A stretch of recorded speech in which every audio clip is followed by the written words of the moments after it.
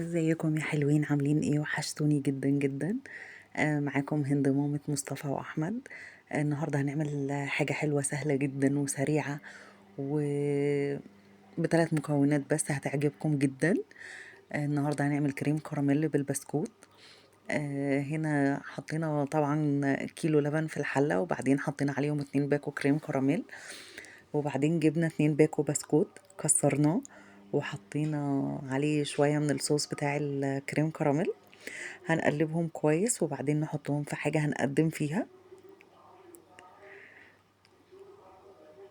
وبعدين هننزل عليهم بالكريم كراميل.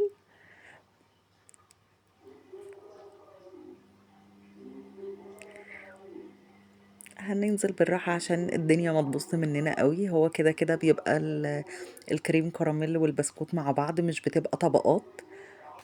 هنحط كمية مناسبة من الكريم كراميل عليه، وبعدين اهو شكله.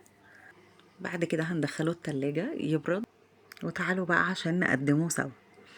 دلوقتي هنحط له شوية من البسكوت على الوش، وشوية من الصوص بتاع الكراميل.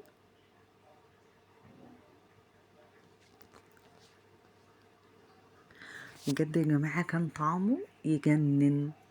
تعالوا بقى عشان تشوفوا الجمال. هستناكم تجربوه وتبعتولي في الكومنتات تقولولي ايه رأيكم. هو بجد مش بياخد وقت خالص وهيعجبكم جدا.